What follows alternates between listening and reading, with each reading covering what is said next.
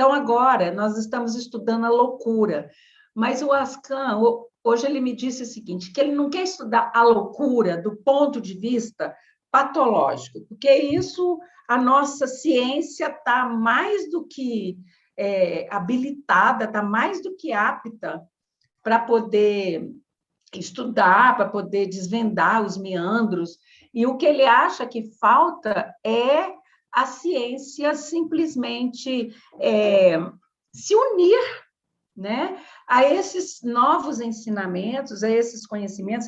Aliás, tem a sociedade, a AME, Associação Médica Espírita. E essa Associação Médica Espírita, além de outras doenças, eles estudam principalmente as doenças de fundo neurológico, porque são doenças da alma.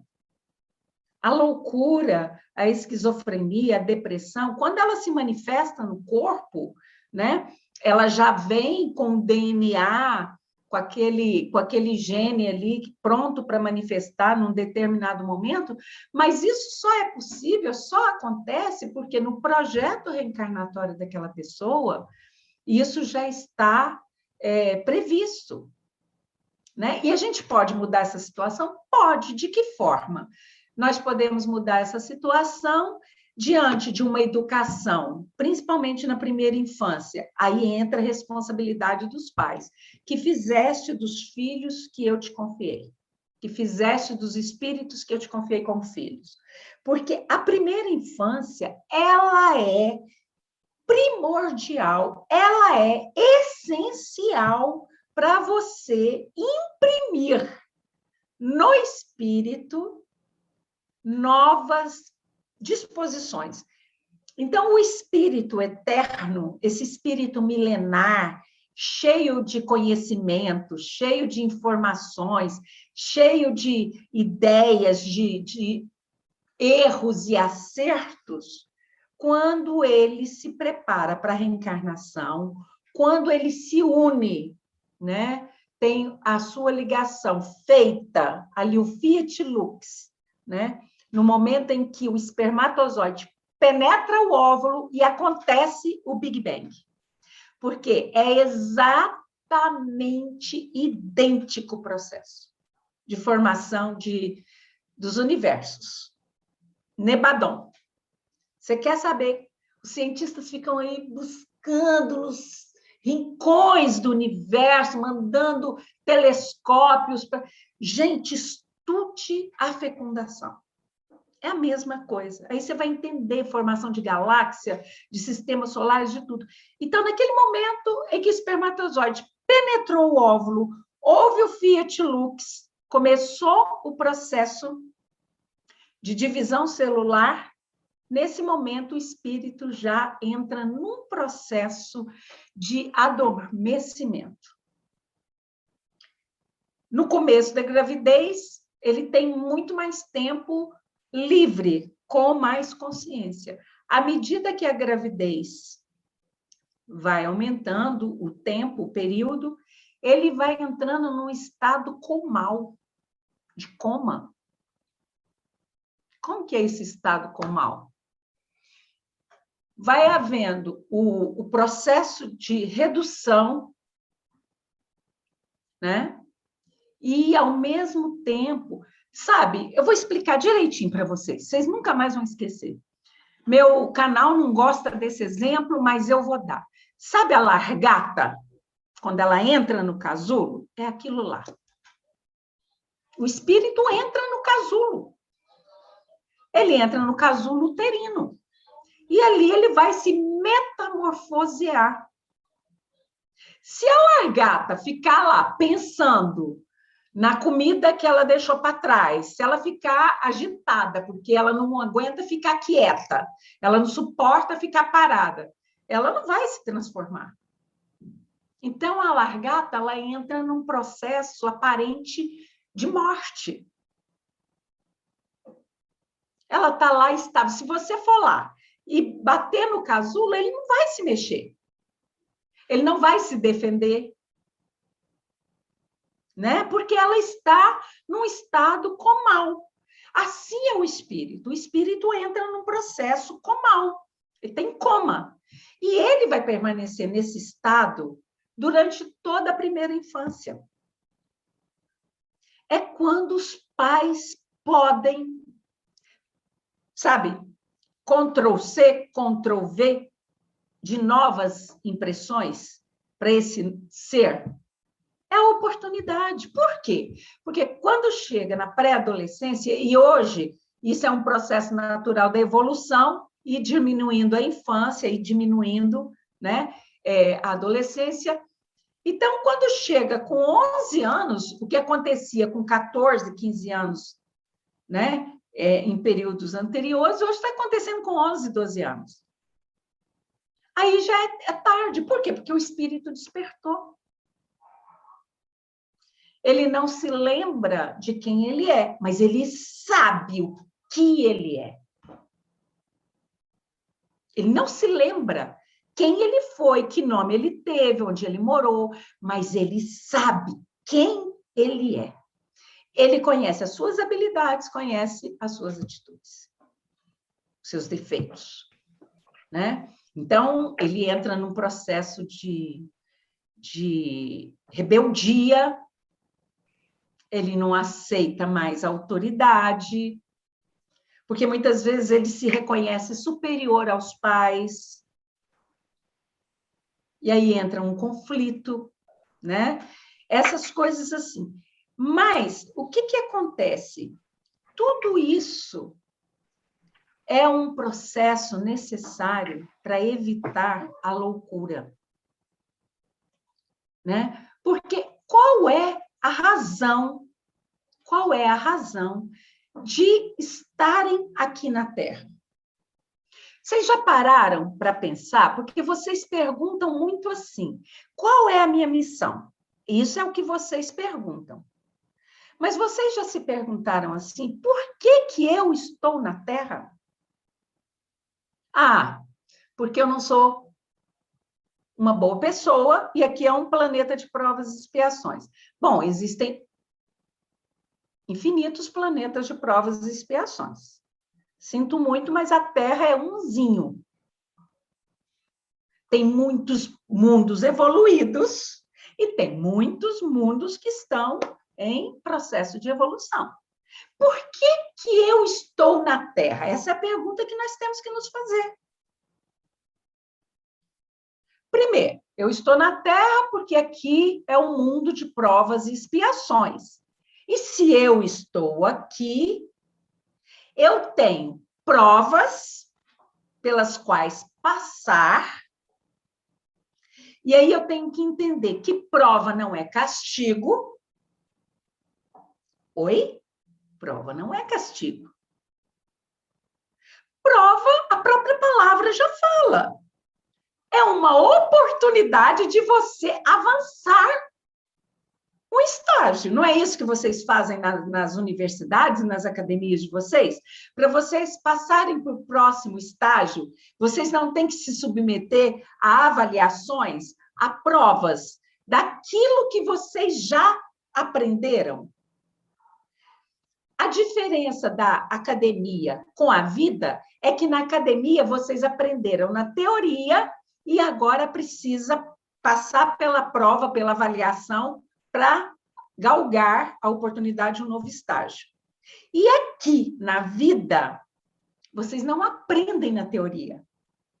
Vocês aprendem vivendo. Então, este é um mundo de provas e expiações. Eu estou aqui porque eu ainda preciso passar por provas, porque eu ainda não sei tudo o que eu preciso saber. E eu não sei tudo que eu preciso saber, não é porque não me foi dado permissão para não saber. Eu não sei tudo que eu preciso saber porque eu me cristalizei num determinado estágio, numa determinada faixa vibratória da evolução, e ali eu me senti confortável. Quantos não permanecem confortavelmente no seu estágio de ignorância? Felizes. E está tudo certo. Não tem que ter pressa. Só que aquela história, ele está feliz naquele estágio, né?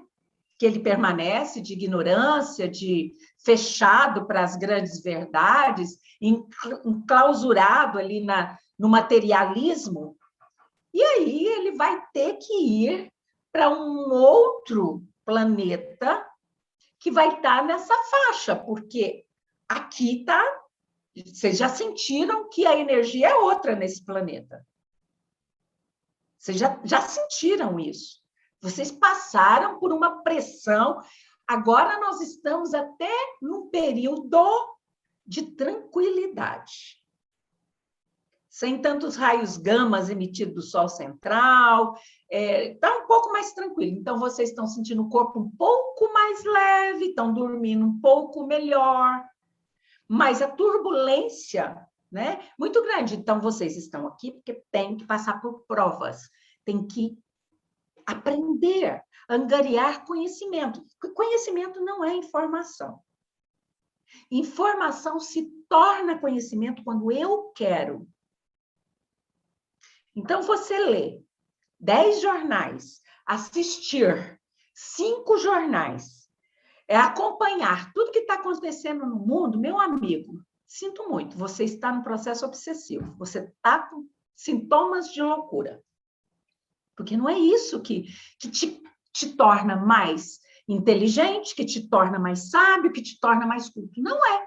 Te torna mais neurótico. Né? Porque você vai começando a ficar bitolado com tudo aquilo que você vai percebendo. Né? Segundo lugar, mundo de provas e expiações. Então, eu estou aqui porque eu tenho expiações a serem cumpridas. Que expiações são essas? Bom, provas são as coisas que eu já aprendi e que eu preciso, né, ser testado. A fé, por exemplo, é uma prova. Né? Tem muitos que é assim, na hora que está tudo bem, eu tenho fé. Na hora que está tudo ruim, eu só vou ter fé se eu for atendido naquilo que eu quero. Então, não é fé, é interesse. Né? E as expiações? As expiações foram aquelas provas pelas quais eu já passei e não fui aprovado. Eu fui reprovado naquelas provas.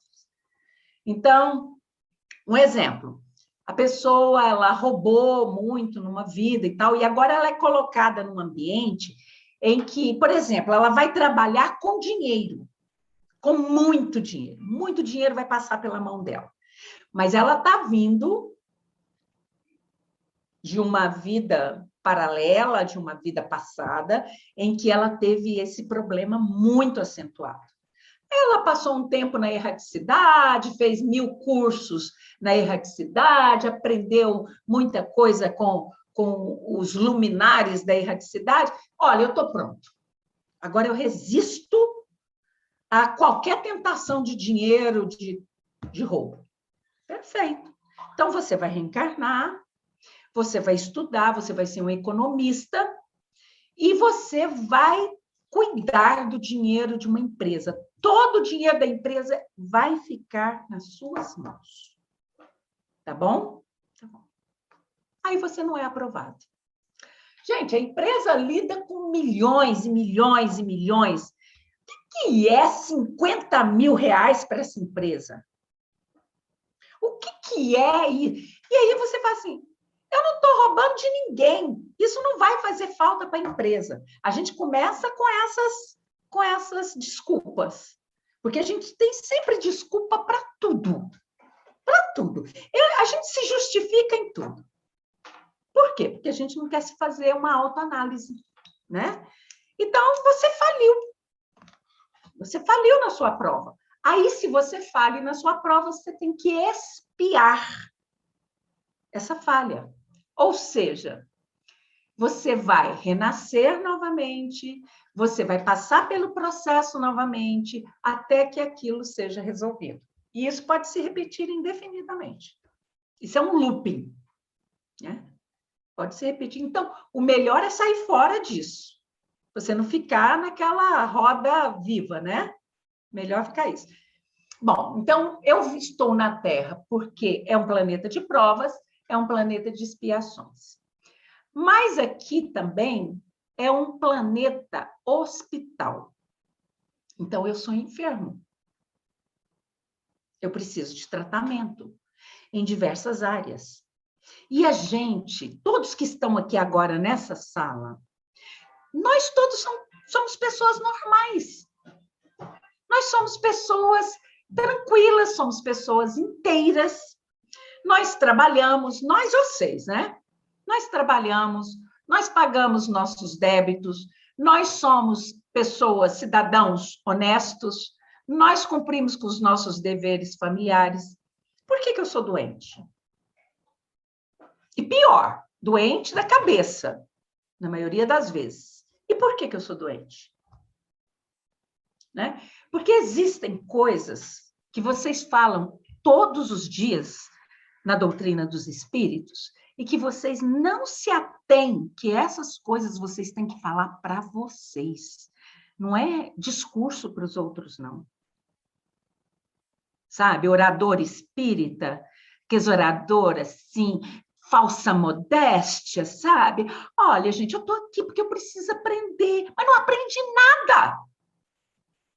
Então, o discurso de todos os espíritas deve ser a prática, principalmente a primeira grande doença que eu comecei a falar na semana anterior, né? Eu comecei a falar de monodeísmo, de corpos ovoides, e é aí que eu quero entrar hoje. É a cristalização do pensamento. Essa é a primeira doença, que eu preciso me curar. Quantas vezes aqui nós falamos em auto-perdão? Eu falei várias vezes em auto-perdão. A gente precisa se perdoar e seguir a vida. Ah, teve alguns aqui que entenderam o seguinte: ah, então tá tudo bem. Eu já me perdoei, aqueles delitos, aqueles pecadinhos, estou bem com a espiritualidade. Tá tudo certo. E agora eu posso seguir a vida. Perdoar, auto-perdão, não significa que você não é culpado, meu amigo.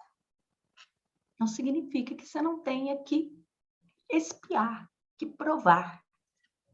Significa que sua bagagem vai ficar mais leve e a sua cabeça vai ficar curada. Vocês entenderam? Então, são todos enfermos. Por quê? Não sabe perdoar. Ah, não, eu sei perdoar sim. A doutrina me ensinou. Ótimo. Você perdoou, mas você não para de falar no assunto. Você entendeu? Você não para de falar no assunto. Não, mas eu perdoei, eu só estou falando para desabafar, para aliviar. Você não perdoou. Você entendeu? Você toca no assunto o tempo todo, você sofre o tempo todo, você está magoado, você está sofrido, angustiado, se sentindo a última gota de água no deserto do Saara. Você não perdoou. Porque o perdão é uma coisa que alivia quem o pratica, sabe? Veja bem, quando eu estou em litígio com o outro, ainda que o outro não saiba, né? Quando eu estou em litígio com o outro, que eu estou magoado com o outro, que eu estou com raiva do outro, que eu estou com ódio do outro, o outro está pouco se lixando para o que você sente ou deixa de sentir, meu amigo. Ele está vivendo a vida dele. Ele está indo trabalhar, ele está cuidando da família dele, ele está fazendo as coisas dele. Quem é que está sofrendo? Quem é que está carregando um peso nos ombros? É você. Perdoar, curar-se a partir do perdão, porque tem muitas coisas que são doenças, né, que eu comecei a falar, mas o perdão, e esse foi o principal ensinamento do Cristo. Tanto é que ele falou assim, ó, vocês não têm que perdoar 7 vezes, não. É 70 vezes, 7 vezes por dia. Não é 7 vezes. Essa foi a base do ensinamento crístico. Ele só veio à Terra para dar essa dica. Essa dica. Você quer acelerar seu processo evolutivo? Perdoa. Perdoa a ti e perdoa os outros, porque ele deu a dica completa. Amai o próximo como a ti mesmo. Se inclua nesse contexto de multidão. Se inclua. Você é mais um. Então, você também precisa do auto-perdão. Mas precisa do auto-perdão com trabalho. E precisa perdoar o outro. Porque é aquela história. Enquanto você não perdoa de verdade aqueles que te ofenderam, tá? Dentro do seu coração, você está criando uma algema, um vínculo indelével com aquele outro espírito. E aí, quanto mais você quer ficar longe dele, distante dele, livre dele, mais perto você vai ficar. Mais próximo você vai ficar.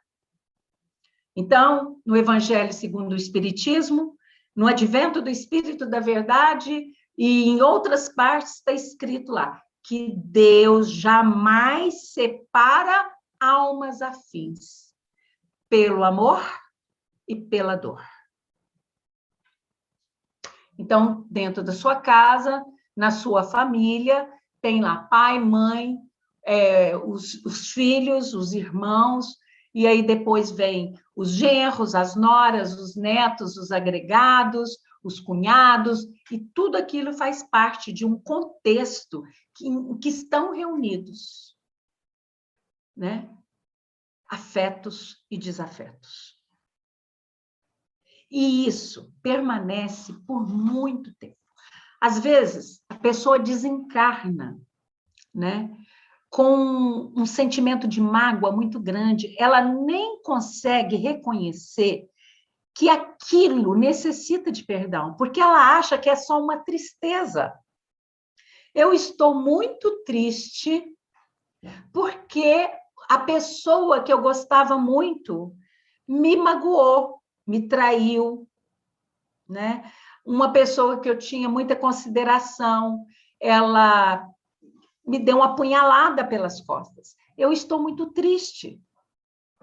E aí a pessoa morre com essa tristeza, com essa mágoa. Né? E aí ela vai renascer onde? Em que meio?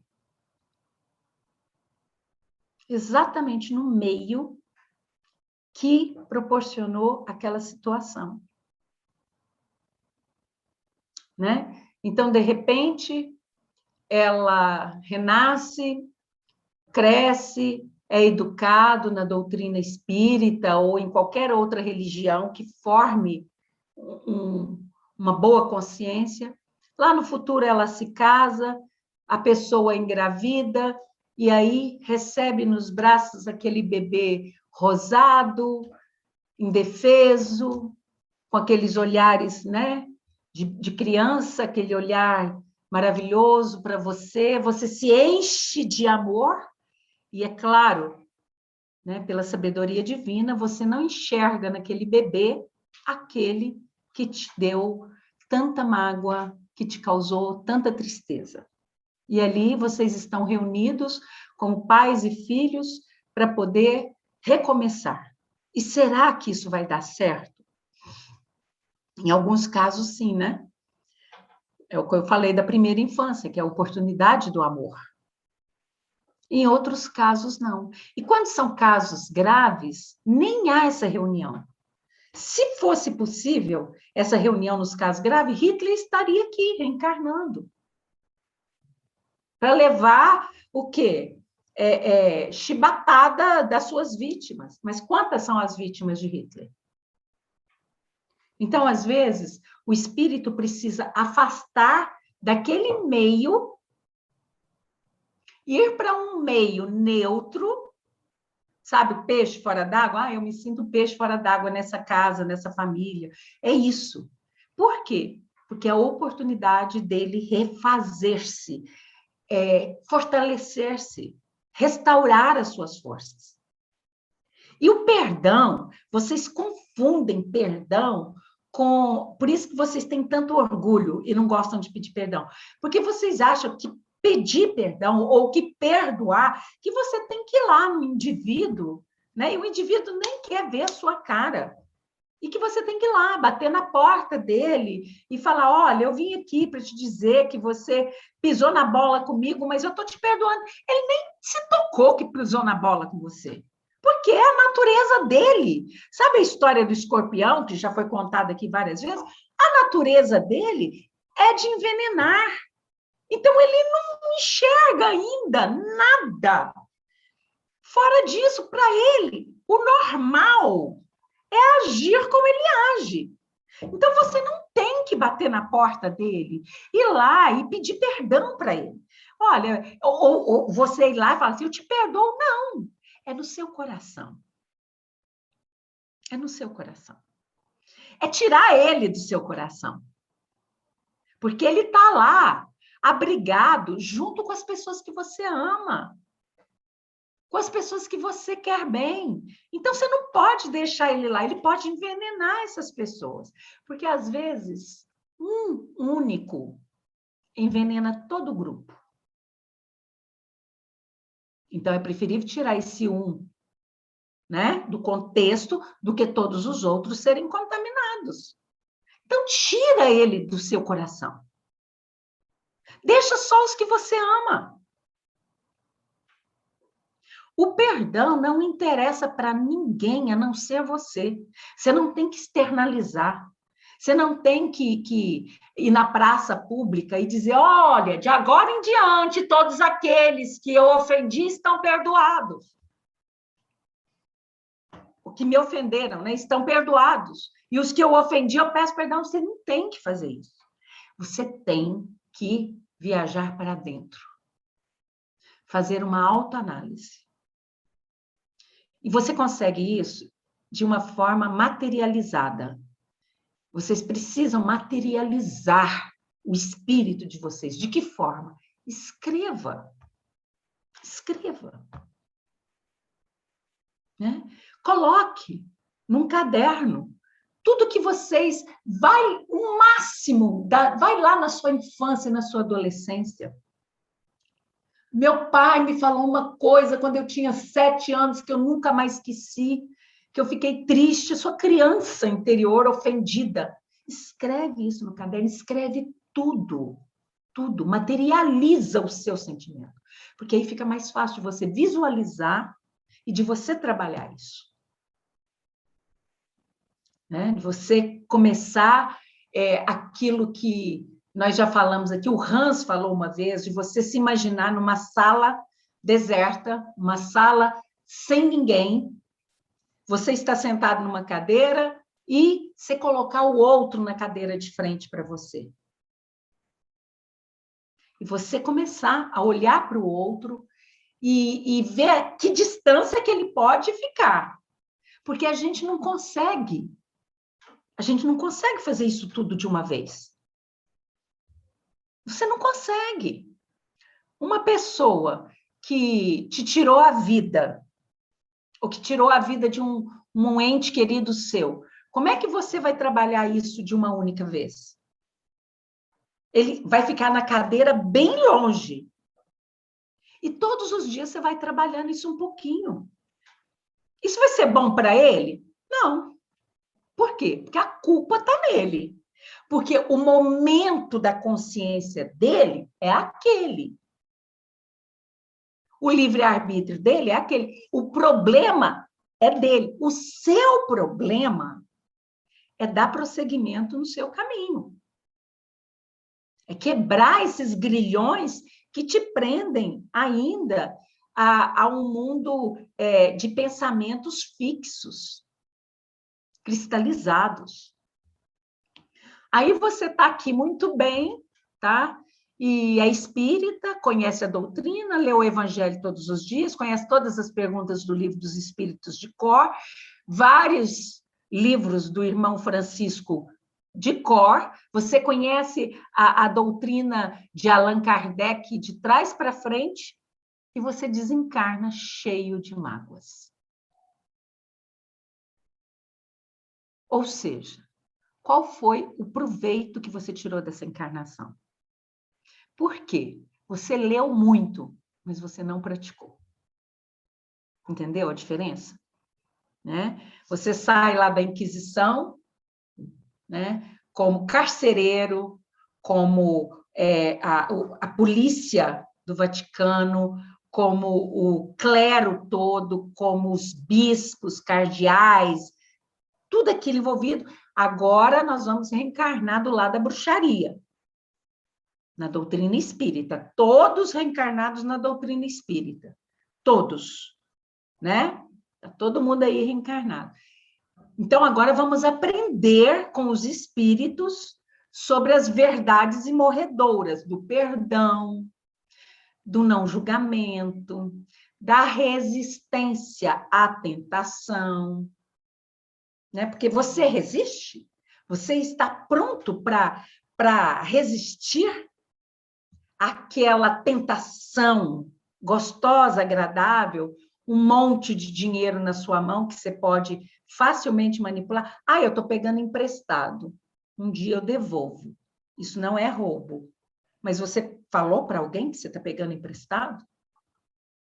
Sabe aquele mandamento lá da Bíblia, né? Tudo que você olhar e cobiçar, né? O gado do vizinho, a casa do vizinho, a mulher do vizinho, né? Tudo aquilo que você estende os seus olhos e cobiçar, inveja, você precisa tratar. Então, você precisa trabalhar em você esses sentimentos.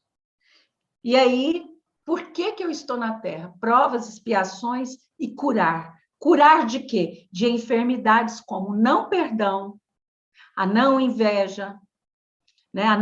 O não julgamento, a não idolatria. Vocês adoram substituir ídolos. Vocês substituem ídolos e acham que está tudo certo, que não estão fazendo isso. Adoravam santos até pouco tempo, deixaram de adorar santos, passaram a adorar Kardec, literalmente, né? Em vez de só aprender Kardec, não, vocês idolatram Kardec, idolatram o irmão Francisco, e agora nem eles estão em segundo plano, porque agora vocês estão adorando os terapeutas, né? Os gurus. Vocês estão adorando, né? Aqueles que falam para vocês o que vocês querem ouvir, não o que vocês precisam ouvir, o que vocês precisam trabalhar. Porque é muito fácil você pagar uma consulta para escutar aquilo que vai de encontro ao que você acha. Você não sabe tudo, meu amigo. Não sabe. Você também está passando nesse processo de cristalização. Porque você veio para essa reencarnação para poder destrinchar esses sentimentos. Perdão. Então, vamos lá. Está todo mundo aqui perdoado? Ninguém aqui tem nada para perdoar? Ótimo. O caderninho de vocês está branco, né? Eu vi o caderno do meu canal aqui, não gostei, não.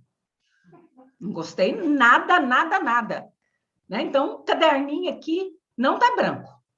Tá, vamos para o segundo item. A inveja.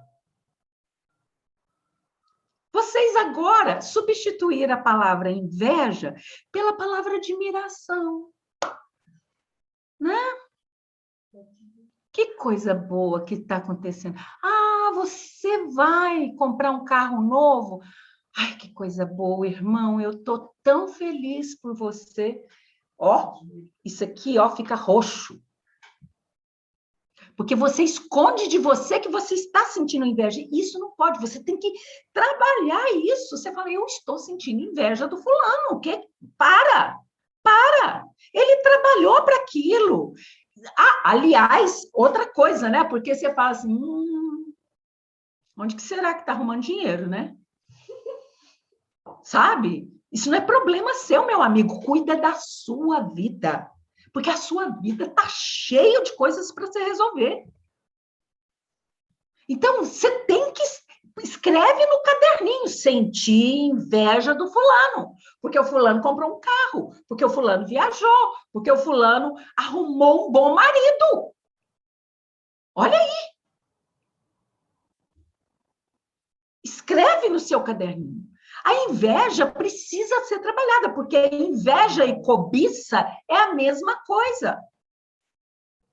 É a mesma coisa. Você, olha só, é simples. Você vê, você está lá desempregado, você tem a mesma formação de um colega seu de academia, e aí você encontra com o seu colega de academia aí nas ruas da vida, e o seu colega está lá todo feliz, te chama para tomar um café, eu vou pagar um café para você, porque hoje eu estou feliz demais, eu consegui o emprego dos meus sonhos. Para que ele foi falar isso? Uma nuvem negra, né, envolveu a cabeça dos dois naquele momento. Eu estou mentindo, gente? Eu estou falando alguma coisa que não é verdadeira? Porque, como disse o meu canal, eu não falo novidade, né? Eu não conto novidade. Então, eu não estou falando novidade. Então, a inveja, ela precisa ser escrita no caderno, precisa ser olhada. Chegar lá e ler, eu escrevi isso aqui no dia tal. E como é que eu estou hoje? Aí você põe outra data lá, debaixo da página da inveja. Hoje é que dia? 23. 23 de setembro de 2021. Aí você escreve lá. Não mudou muita coisa, não. Mas estou me esforçando. Você tem que materializar. Você entendeu? Você tem que materializar isso. Né? É uma forma de você... Quando você externaliza, em vez de ficar hipocritamente abafando lá no seu coração e fingindo que não existe, que você é bonzinho, que você é do bem, você é do bem. Você é bonzinho, mas você está no planeta Terra para se curar, além de provas e expiações. Então, escreve no caderninho. Eu falei isso para o meu canal, ela desistiu, mas eu quero que retome. Ela achou que o caderno estava ficando grosso demais. Vocês podem pedir para ela que ela tem o caderno, ela mostra para vocês. Mas tem que externalizar. Outra coisa, bom, eu já trabalhei o perdão, já trabalhei a inveja, a cobiça. Então, agora, eu preciso trabalhar outras coisas. Por exemplo, crítica, julgamentos. A gente julga tudo. Você sai julgando a torto e a direito. Tudo que você vê pela frente. Né? Se a jovem vai se casar nova, alguma coisa aconteceu. Está grávida. Se tiver, o problema é seu? É você que vai cuidar? Né? O fulano comprou o tal do carro novo. Onde será que ele está arrumando dinheiro? É da sua alçada? Sabe? Aí julga a fulana pelas roupas que ela veste, julga o cicrano pela gíria que ele fala, julga o outro porque tem o corpo todo tatuado, julga o outro porque é homossexual, e vai julgando, vai julgando, vai julgando. Esquece que isso cristaliza no seu perispírito, meu amigo. E na hora que você vai olhar a sua ficha reencarnatória, está lá assim, fulano era preconceituoso. Decidimos por bem que ele vai nascer numa família de negros azuis, lá das Guianas, que é aqueles que são bem negros mesmo, por causa do trópico ali, né, do Equador. Fulano era preconceituoso em relação à religião. Ele tinha verdadeira aversão aos muçulmanos. Achamos por bem que ele renasça e conheça a religião muçulmana para se inteirar das verdades bonitas e verdadeiras que existe lá. Né? Fulano é homofóbico. Vamos colocar nele, né, a disponibilidade para nascer num sexo e se interessar pelo mesmo sexo? Vocês estão entendendo? Vocês estão entendendo como que funciona aquele puzzle? Lembra, Marco Antônio, aquele puzzle que nós apresentamos aqui, que era o puzzle da reencarnação? Né? Tem que estar as pessoas certas, no momento certo, tudo, para aquilo encaixar. E por isso que demora a reencarnar, e por isso que a vida é tão preciosa. Então, a gente fala em corpos ovoides, né? E aí a gente precisa entender como que chegou nesse estágio, né? Como que se formou esses corpos ovoides. E aí a gente fala disso, parece uma coisa distante, né? Parece que é um assunto que acontece vez ou outra. Parece que esse processo de obsessão por corpos ovoides, ele é algo assim irreal. Então, a fulana vai tomar um passe, né, na benzedeira ou na casa espírita, e aí ela faz aquela pergunta assim: eu estou com algum obsessor? Né? E o médium de vidência ou qualquer coisa assim, ele vai olhar: não, minha filha, eu não estou vendo nada em você. Né? Ele não tem a vidência acurada para ver, né, como o André Luiz via aqueles globinhos girando em torno da cabeça, do pescoço, do tórax, aonde eles querem se instalar. No intestino, que é um dos lugares favoritos. Né? Então, a gente precisa entender como que isso se forma. A pergunta é o seguinte: será que já chegamos nessa condição? Será que já passamos por isso? Né? Quando a gente se depara, às vezes, com uma pessoa que tem paralisia cerebral, que nasce sem os membros, sem as pernas, sem os braços, com idiotia e tudo mais, o que logo a gente pensa? A gente pensa assim: por que essa pessoa está passando por isso? Por que nasceu essa criança dessa forma? Sem os braços, sem as pernas, sem poder falar, às vezes sem poder falar e sem poder ouvir. Como que Deus permite que nasça um ser assim, que sobreviva? E muitas vezes esse ser ele já está num estágio avançado de recuperação do seu perispírito. Por quê? Os corpos ovoides, eles perdem a forma perispiritual e é muito difícil retomar.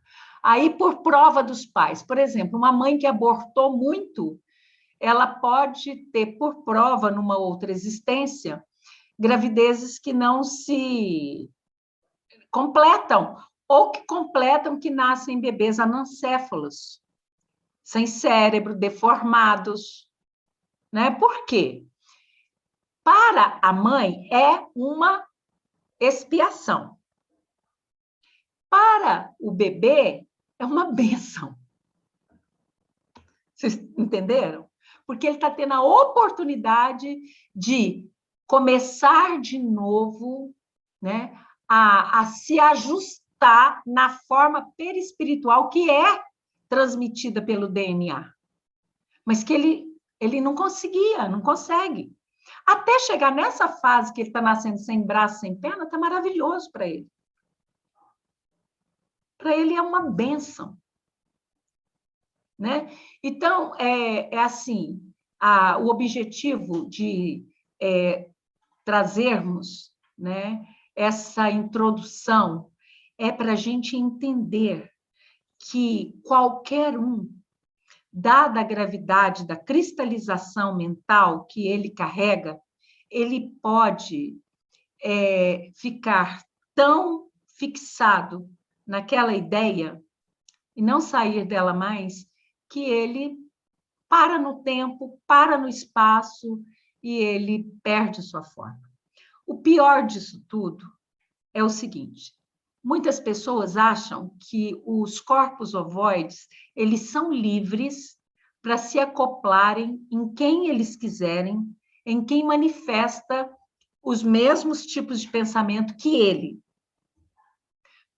É uma certa verdade. Por quê? É uma meia-verdade. Por quê? Sim, eles vão procurar pensamentos afinizados com aquela sua ideia cristalizada, mas eles são comandados. Sabe, os dragões, eles procuram corpos ovoides como os piratas procuravam baús de tesouro. Eles saem coletando, caçando, atraindo por radiação, por energia, né? Eles atraem esses corpos ovoides e eles usam esses corpos ovoides ao seu bel prazer, né? Então, porventura, eles estão obsidiando alguém que está pensando em suicídio, que tem uma depressão, essa depressão está causando ideias, né, de aniquilamento da própria vida, e aí eles vão usar um corpo ovoide para poder acelerar esse processo de pensamento. Porque eles são inimigos daquela pessoa, porque isso, porque aquilo, enfim, por mil situações. E é por isso que é tão necessário atenção com essas enfermidades mentais. Tem depressão? Procura tratamento alopático, procura tratamento homeopático, procura terapia, procura evangelização, procura todos os tipos de ajuda. Pede socorro à família, expõe a sua situação. Lute, nade contra o mar. Né? Nade, porque senão, invariavelmente, né, você será vítima de um ou de vários. Né? Então, Joana de Ângeles, nessa sua obra Receitas de Paz, ela fala, e aí a gente precisa falar, eu não vou aprofundar em depressão, porque depois vamos voltar em depressão, mas para a gente entender a cristalização, que ela tem um começo. E aonde que está esse começo? Né? Ela está num distúrbio mental. E a depressão é um dos principais, né, distúrbios, porque a depressão ela vem até antes da esquizofrenia. Né?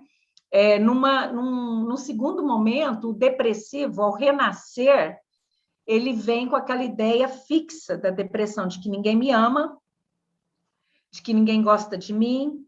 Então, ele se torna o quê? Esquizofrênico. Mania de perseguição, ninguém gosta dele. Então, a depressão, ela é a base dessas enfermidades. Né? E a Joana de Ângeles, ela fala exatamente isso, que a depressão tem a sua origem no espírito. Então, o espírito vai reencarnar com uma alta dose de culpa, né? Por vários fatores negativos que ele cometeu, que marcou o seu perispírito durante a sua marcha evolutiva, que ele não conseguiu resolver, que ele não conseguiu se liberar. Então, ele vai trazer aquela autoculpa, ele vai trazer a consciência culpada, ele vai sofrer, né, aquele sentimento que vai dilacerar a sua alegria íntima. E o pior é o seguinte, é que tudo isso vai refletir no seu corpo físico, vai baixar a sua imunidade, as suas células vão ficar fragilizadas, né? Então, o deprimido, ele vai falar assim para você, olha, ninguém acredita em mim. Ninguém acredita em mim. Ninguém acredita no que eu estou sentindo. Quando eu falo que eu estou doente, ninguém acredita. E aí ele está doente mesmo. Por quê? Ele está acabando com a sua imunidade, ele está fragilizando o seu sistema celular.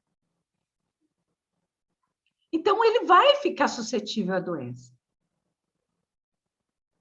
Né? Então, Joana de Ângeles fala que se desejarmos examinar as causas psicológicas, genéticas e orgânicas, bem estudadas pelas ciências que se encarregam de penetrar o problema, temos que levar em conta um espírito imortal, que é o motor disso tudo, o que gera tudo isso. Sem a gente considerar essa existência eterna do espírito, fica muito difícil tratar dessas enfermidades. Fica muito difícil. Né? Então, pronto, a depressão é uma doença de caráter físico, mas principalmente de caráter espiritual. E aí a gente precisa lutar, porque veio aquele comichãozinho de que eu quero ficar isolado, essa semana eu não quero conversa com ninguém. Cuidado, porque uma coisa é uma semana. Aí já acha um corpo ovoide que está ali no seu ouvido, vira 2 semanas, vira 1 mês, vira 1 ano, e aí, meu amigo? Né? Então, a gente precisa entender que a depressão é uma doença de fundo espiritual que vai, né, transcender no corpo físico. Né? Hoje, as pessoas achavam que a depressão era uma questão de pessoas maduras ou até senis. E hoje já sabe que, inclusive, as crianças manifestam processos depressivos. E é preciso que os pais se atenham a isso. Crianças que se isolam, que não brincam com outras crianças, que estão sempre isoladas, né? E você atribui tudo isso a autismo, a déficit de atenção e todas essas doenças modernas que existem por aí, e às vezes é um quadro depressivo da criança. Por quê? Porque ele é um espírito eterno. Ele não está lembrando ainda quem ele foi, mas ele está sentindo a carga do que ele traz.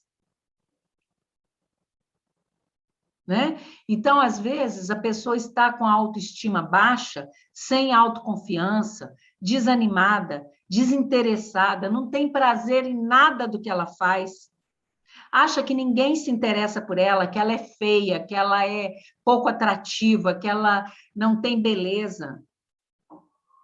E o que acontece? Ela entrou num casulo. Só que ela não vai sair desse casulo borboleta. Né? Então, ela é o seu primeiro grande salvador, é a própria pessoa. A depressão é muito difícil de ser curada sozinha, é raríssimo, precisa de ajuda, mas precisa que a própria pessoa queira ser ajudada. Ela vai dar a mão para ela mesma. Quando ela dá a mão para ela, quando ela aceita dar a mão para ela e dizer, eu quero sair disso, aí tudo vai fluir para que ela consiga vencer essas primeiras etapas, que são etapas longas. Ela é rescindente, ela vai e volta. Então, a pessoa precisa estar atenta, não pode desistir. Né? E lembrar que o deprimido ele tem muitos equívocos em relação ao que ele pensa sobre ele mesmo. Ele é amado, muitos o amam. Ele não é feio, é a maneira como ele se vê, como ele está se olhando. Né? Então, ele precisa entender que ele faz parte de um todo em que há uma diversidade muito grande. Você não pode comparar o seu rosto com o rosto de um ator, de uma atriz de Hollywood. Você não pode comparar o seu corpo com o corpo de uma dessas meninas bonitas que tiram fotos, né? E que se expõem para poder fazer o seu trabalho.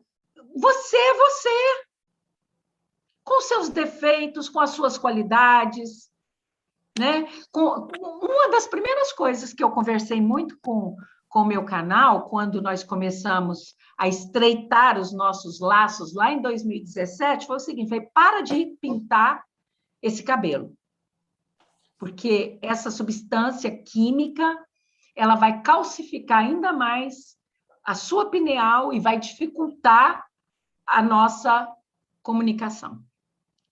Aí ela não queria ficar com o cabelo grande, né? Muito grande, com natural. Falei, corta o cabelo. Pronto, simples. Né? Simples. Ela radicalizou, né?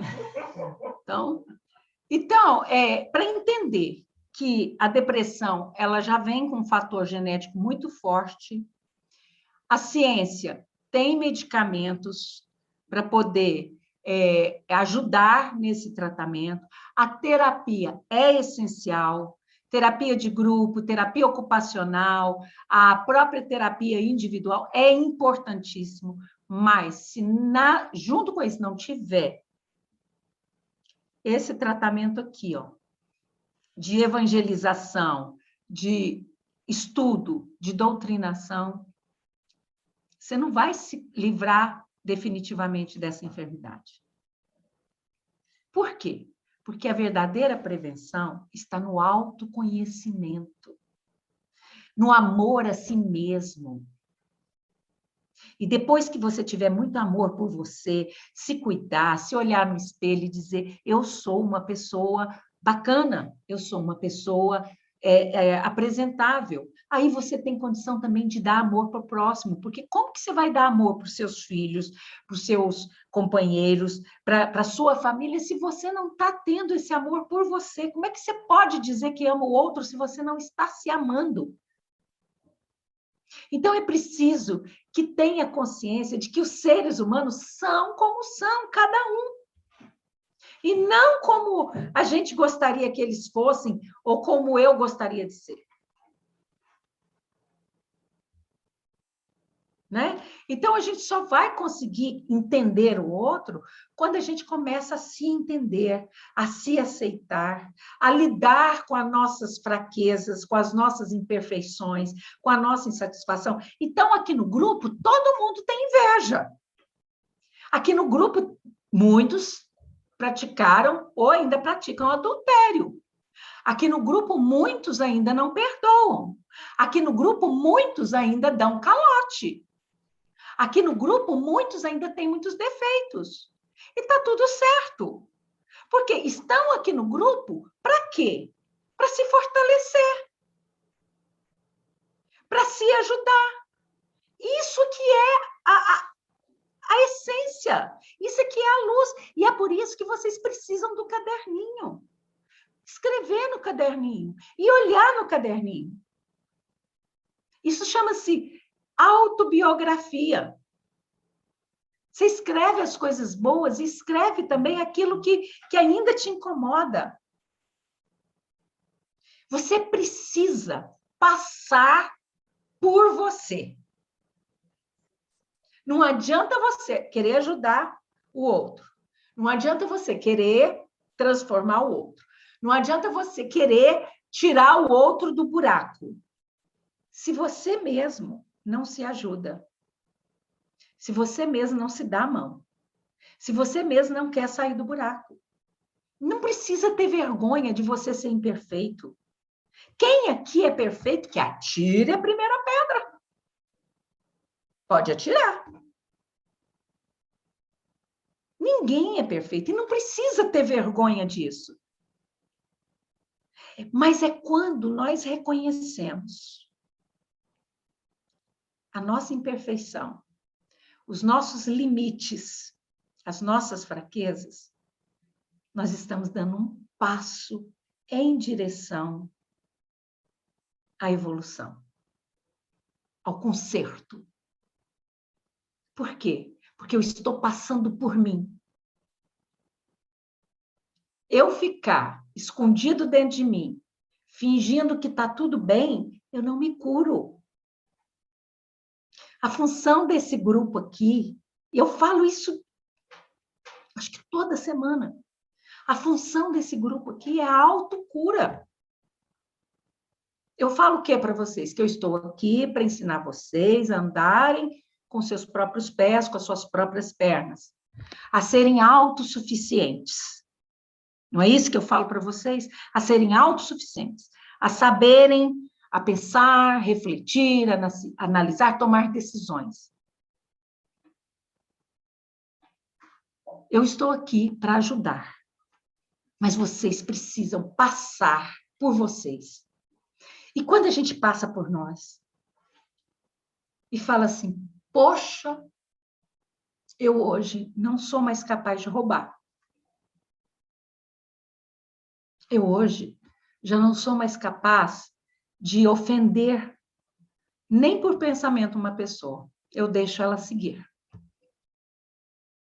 Eu hoje já estou aprendendo a perdoar. A satisfação que isso te traz.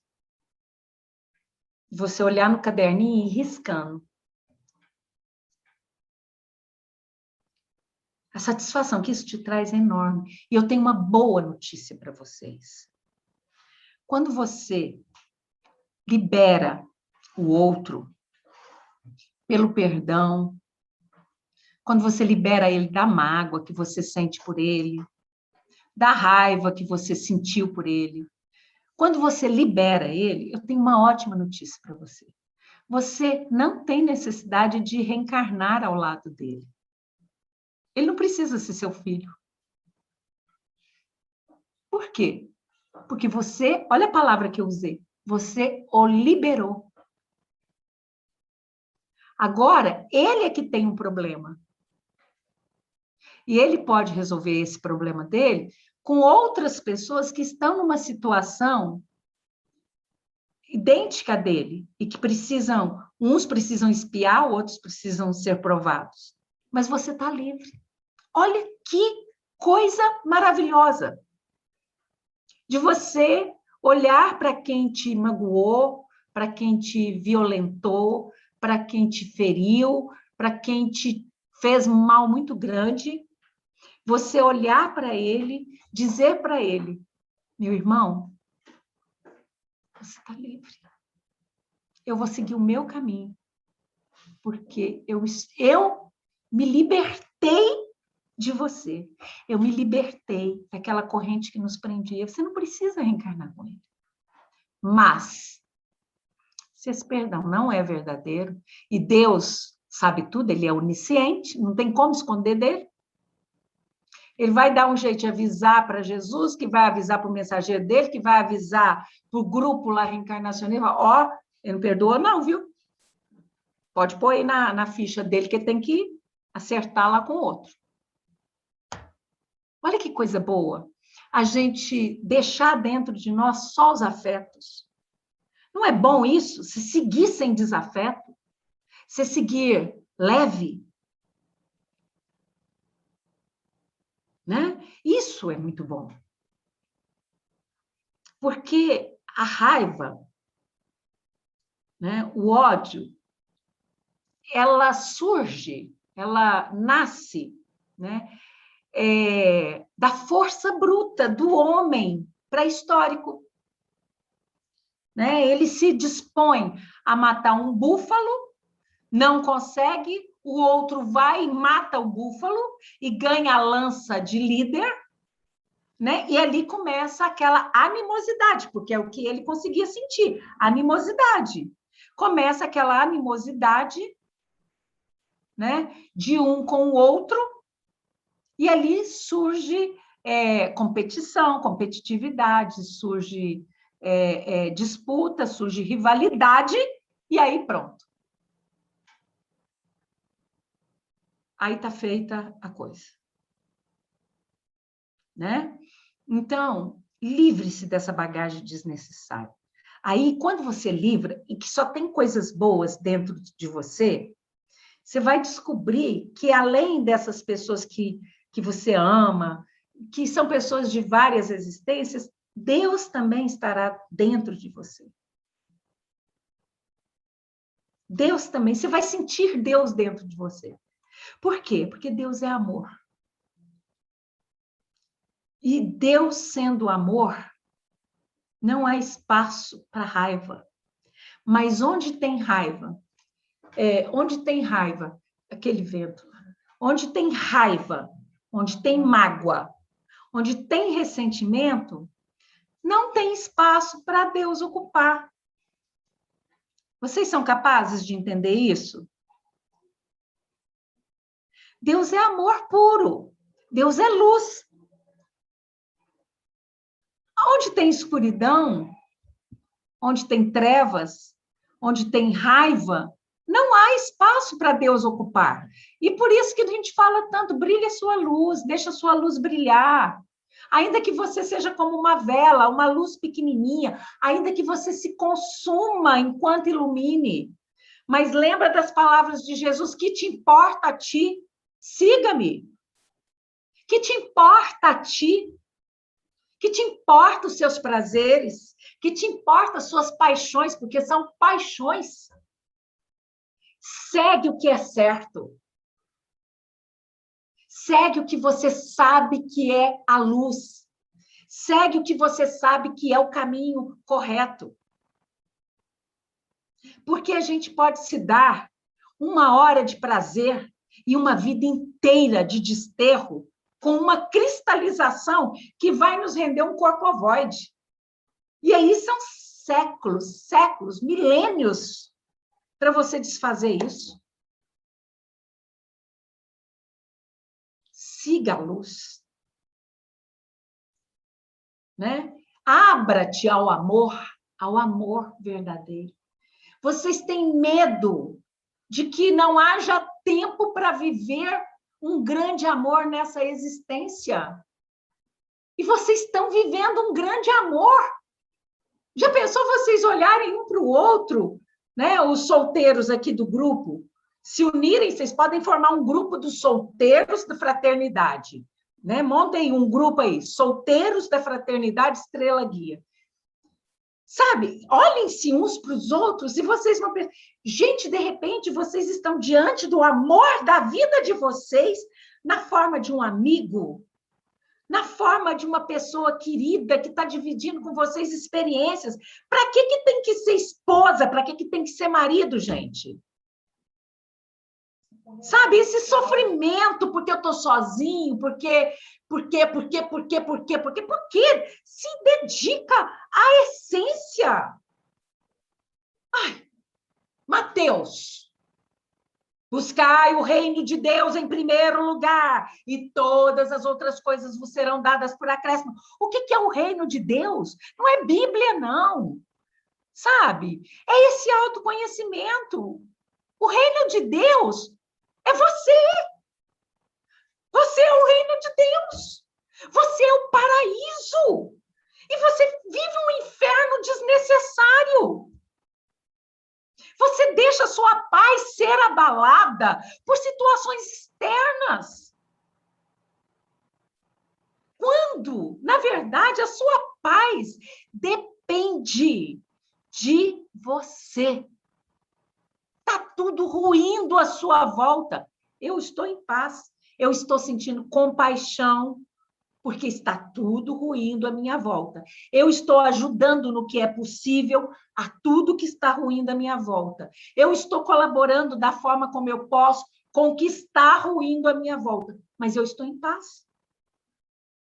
A minha vida está ruindo, mas eu estou em paz. Por que eu estou em paz? Porque eu estou passando por mim.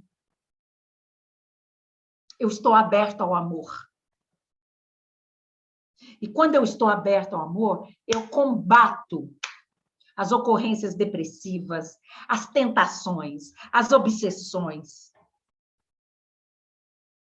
Eu vou passar a me movimentar só com amorosidade, com os seres que estão afinizados a mim. Por quê? Porque eu liberei, eu exorcizei tudo que não é divino. Mágoa não é divina. Ressentimento não é divino. Não foi Deus que criou isso, então não é divino.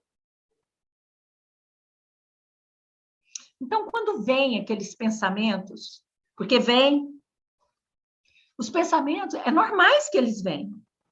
Mas pense, eu já falei isso aqui, vou repetir. Eles são hóspedes. Os pensamentos vêm. Eles vão se tornar moradores se você permitir. Eles vêm, vão ficar se você permitir. Então, vem um pensamento de bobeira, eu já falei para vocês, vai trocar o pneu do carro, vai descascar uma laranja, vai ouvir uma música, vai lavar a louça, vai limpar o armário. É ocupar-se, porque é difícil.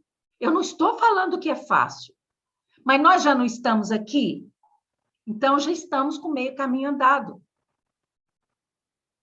E não adianta, gente, eu não vou falar o que vocês querem ouvir. Eu preciso falar o que vocês precisam ouvir, porque eu estou aqui para trabalhar, e eu vou trabalhar. Aquilo que eu me propus a fazer aqui, no comando galáctico, diante do Cristo, eu vou fazer. Se de todos vocês um só entender, eu terei cumprido a minha missão. Né? Eu terei cumprido a minha missão.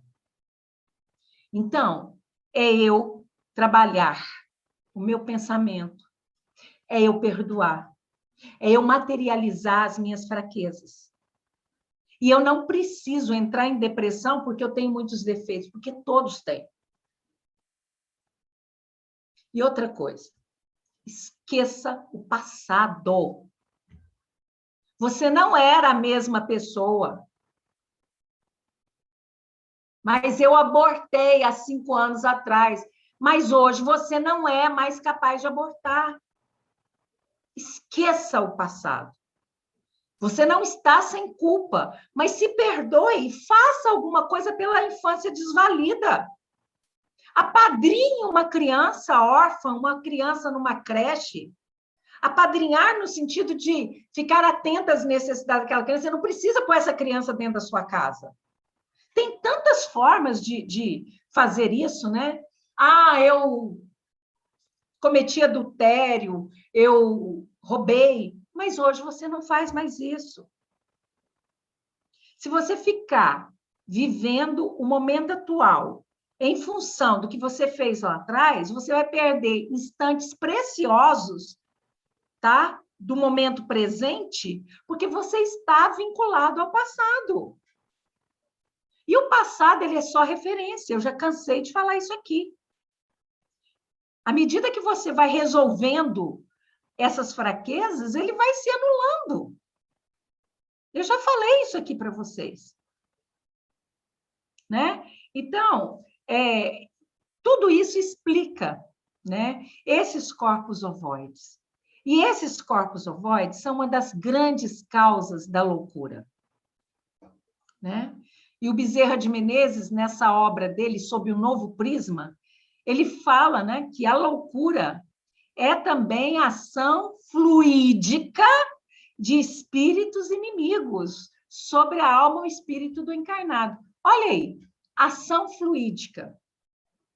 Então, aqui nós temos as entidades biológicas extrafísicas, né, que estão fora do corpo, né, no corpo físico, e que podem agir por elas mesmas, podem ser convertidas em corpos ovoides, podem ser escravizadas e agirem, né, independente da sua vontade, do seu desejo. Então, a loucura, e leia-se por loucura todos os distúrbios psíquicos, todos os distúrbios mentais. Então, dentro de cada um dos senhores, tem uma mônada. O que é mônada? É semente. Tem uma sementinha na essência dos senhores, tá? lá guardadinho no seu timo, que é uma coisa que nós chamamos de consciência. Escutem o que ela fala aos senhores. Ela não erra. Por quê? Porque é através da consciência que Deus se manifesta em cada um de nós. Se o que você faz, ou o que você vai fazer, transgride essa vozinha, meu amigo, minha amiga, você está em sério delito. Porque o maior delito que um espírito pode cometer não é contra outrem, é contra ele próprio. Haja vista, português está correto? Que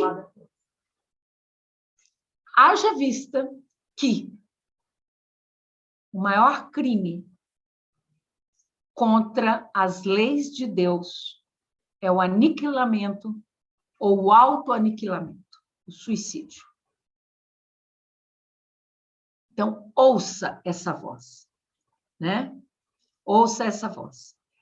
E aí, por fim, a gente vai falar um pouco sobre essa progressão dos espíritos, né? Que é o ponto central do espiritismo, né? Eu já falei aqui que os indivíduos passam por provações, por sofrimentos. Eu me antecipo às coisas que ela escreve, né? Mas eu já falei isso aqui, para então a gente começar a falar de fato sobre o monodeísmo. Tá? Então, nós vamos falar muito sobre essas coisas para entender, né? A situação em que muitos se encontram de estados obsessivos. E passem a se observar. Você é o seu observador. Se observe. Se analise. Veja, eu estou sendo obsidiado de alguma forma? Eu estou passando por algum processo de fascinação? O processo de fascinação é um dos mais perigosos processos de obsessão. Por quê? Porque ele é tão sutil, mas tão sutil, que a pessoa não se dá conta que ela está num processo obsessivo. E aí, sabe a maconha? Não é droga. Eu fumei uma maconha e não senti nada. Mas o que a maconha faz? Ela abre a porta para que venha o pior. Não é assim? A fascinação é isso. Quem é o Ascam para estar falando isso? Eu sei quem eu sou. Você sabe quem você é? Porque eu sei quem eu sou. E eu não estou, você está. Eu sou o que sou, você não. Você está. Você está aí num corpo com limitações. Então, haja dentro dessas limitações, mas com liberdade.